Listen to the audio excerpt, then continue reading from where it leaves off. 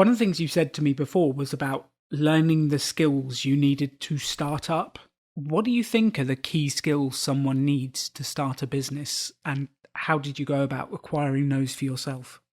Sure. Well, one of the projects that I did was I taught myself how to sell. And I always felt like learning to sell or selling your product was going to be key to owning a business. And this is actually before I had the idea, before I worked on this benefits arena. And I took a 2-year window prior to that, and I went and sold different things. I wanted to have 100% commission jobs. I wanted to do at least 3 different types of sales, and I wanted to do it for a 2-year period of time. And I thought this will be important for me to start a business someday, to know how to sell, or at least know that I don't know, or I'm not very good at sales, and learn how to hire salespeople. Or perhaps I'm so inept at it and so bad at it that I won't ever start a business. I wanted to kind of do a trial and error period there. And so I did 2 years of sales. I sold copiers, I sold computers in a retail environment, and then I sold cars. Ended up being good at each of those in different ways. The outside sales, cold calling, was very difficult for me.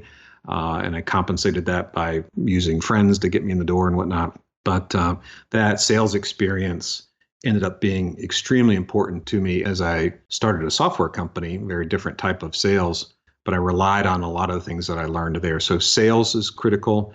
Finance, of course, understanding how to read financial statements or just cash flow or how a business operates, like what is the guts of it. I learned that through working at a nonprofit right out of college.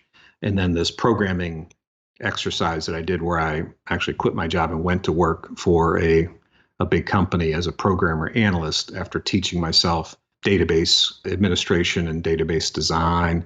Those 3 elements became central to my confidence. And then I relied on them, for years and years after that. I love that. I just think it's a phenomenal story how you went out and consciously learnt sales. Because on our courses, we talk about sales bringing in the blood supply for your business. If there's no sales, there is no business. And actually, that's the scariest bit for people when they're starting up is how do I get the first sale? What if I get rejected? How do I go out there? It was the scariest bit for me. And when you said about photocopier sales, I had a photocopier sales job. I found it incredibly painful. And they told me I had to go out into the high street and knock on businesses' doors and just go in and make friends.